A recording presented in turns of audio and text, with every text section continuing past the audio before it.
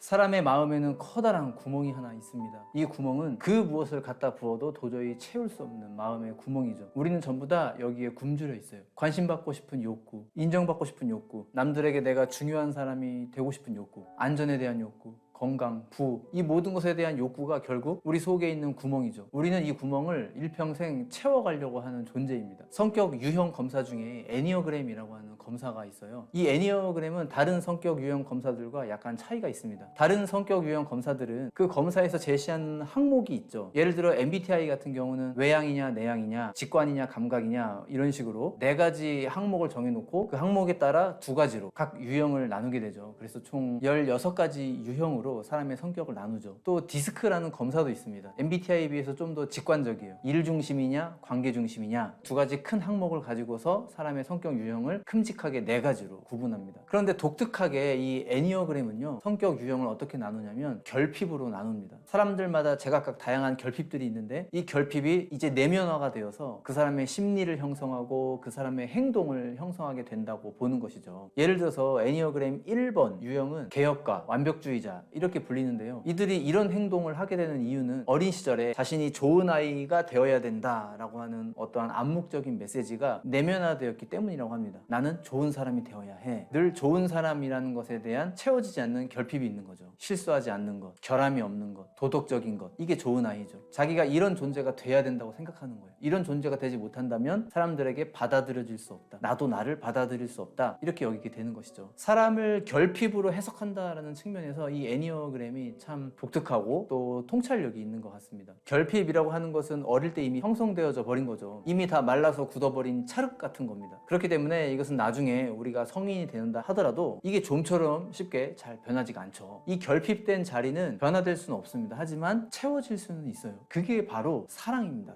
사랑을 우리가 무한히 받을 때 그 자리가 메워져요. 사랑 받아야지 그게 메워집니다. 그런데 그 사랑은 어떤 사랑이냐면 조건 없는 사랑이에요. 너 그게 부족해도 괜찮아. 너는 너가 그게 부족하다라는 것 때문에 너가 스스로 받아들여질 수 없는 존재라고 그렇게 여기지만 그게 나에겐 아무런 상관이 없어. 난 너의 지금 이 모습 그대로 좋아. 이런 사랑이죠. 이 세상에 이런 사랑은 하나님 사랑밖에 없습니다. 우리가 하나님의 사랑에 대해서 자꾸 반복적으로 은연중에 자꾸 착각하게 되는 것은 내가 선한 일을 해야지만, 내가 하나님 보시기에 흡족할 만한 어떤 일을 해야지만 그래야 사랑받을 수 있다고 여기게 되는 겁니다. 하지만 성경의 역사를 보면은요, 성경의 역사 속에서 하나님이 보여주신 사랑은 사랑할 수 없는 대상을 계속해서 사랑하는 그런 사랑입니다. 구약 성경에 보면은 하나님이 호세아 선지자에게 명령하죠. 너 가서 창기와 결혼하라. 그래서 호세아 선지자가 그 말씀에 순종해서 창기와 결혼을 하죠. 아내로 삼습니다. 자식까지 낳아요. 근데 이 여인이 남편 호세아를 버리고 다른 남자에게 도망가 버리죠. 하나님이 그때 호세아 선지자에게 또 명합니다. 가서 돈을 주고서라도 그 여인을 다시 데려와라. 그리고 다시 아내로 삼아라. 호세아 선지자가 또 그렇게 합니다. 자신의 재산을 지불하고 이 여인을 다시 데려와요. 그리고 다시 아내로 삼습니다. 이것에 대한 하나님의 메시지가 이거죠. 그 창기가 바로 너희들이다, 이스라엘. 끊임없이 사랑을 부어주고 부어줘도 늘 밑빠진 독처럼 행동하는 너희들, 늘 배반하고 늘 다른 곳을 향하는 너희들. 하지만 그런 너희들을 향해서 나는 모든 것을 다 지불하고서라도 끝까지 사랑하고야 말겠다, 포기하지 않겠다, 너희의 죄악보다 내 사랑이 더 크다. 이게 성경에 나타난 하나님의 메시지죠. 조건이 없는 사랑입니다. 이 사랑이 우리 마음 내면 깊은 곳에 딱 착상될 때, 딱 맞닿을 때 그 자리로부터 우리 내면에 치유가 일어나고 변화가 생기게 됩니다. 여전히 나에게 부족한 점이 있고 여전히 나에게 이상하게 해결되지 않는 결핍이 있지만 그럼에도 불구하고 나를 사랑하시는 그 하나님의 사랑에 자꾸 시선이 가게 되는 거예요. 그래서 이제는 그게 내 문제가 되지가 않는 겁니다. 더 이상 부끄럽지 않은 거예요. 더 이상 그게 내 이슈가 되지 않는 거예요. 평안한 마음을 가지게 되는 겁니다. 사랑하는 여러분, 이 세상은 우리가 태어날 때부터 죽을 때까지 늘 우리를 숫자로 평가하지 않나요? 반에서 몇 등, 평균 점수 얼마, 내신 몇 등급, 어느 대학, 어느 회사, 연봉 얼마, 집의 평수가 몇 평, 자녀를 낳게 되면 또다시 그 자녀가 내신 몇 등급, 어느 대학, 어느 회사, 연봉 얼마, 끊임없는 쳇바퀴 속에 우리가 숫자로 우리의 가치가 규정됩니다. 우리가 이런 세상에 날마다 눈을 감고 눈을 뜨고 살기 때문에 날마다 우리는 하나님의 사랑이 필요한 거예요. 요한복음 4장 13절 이하에 보면요, 예수께서 예수께서 대답하여 이르시되 이 물을 마시는 자마다 다시 목마르려니와 내가 주는 물을 마시는 자는 영원히 목마르지 아니하리니 내가 주는 물은 그 속에서 영생하도록 솟아나는 샘물이 되리라. 이렇게 말씀합니다. 세상이 우리에게 주는 물은 불완전한 사랑이에요. 언제든 조건 바뀌면 떠나갈 수 있는 사랑, 사라져버릴 수 있는 사랑이죠. 하지만 하나님의 사랑은 그렇지 않아요. 애시당초 조건 자체가 없기 때문입니다. 우리가 그 사랑을 받기 위해 충족할 조건이 없어요. 어차피 우리는 충족하지도 못합니다. 내가 사랑받을 만한 조건이 없다라는 것에 두 손 두 발 다 들 때에 역설적으로 하나님의 사랑은 그제서야 우리에게 찾아오게 됩니다. 이 사랑 안에 있어야지만이 우리의 멘탈이 날마다 보호받지 않겠어요? 사랑하는 여러분, 내 안에 결핍을 보는 것이 아니라 그럼에도 불구하고 나를 사랑하시는 하나님, 조건 없이 나를 사랑하시는 그 하나님의 사랑에 시선을 둘 수 있는, 날마다 그 사랑을 마음 깊은 곳에서 경험할 수 있는 우리 모두가 되시기를 소망합니다. 청년을 위한 5분 메시지 여기서 마치도록 하겠습니다. 감사합니다.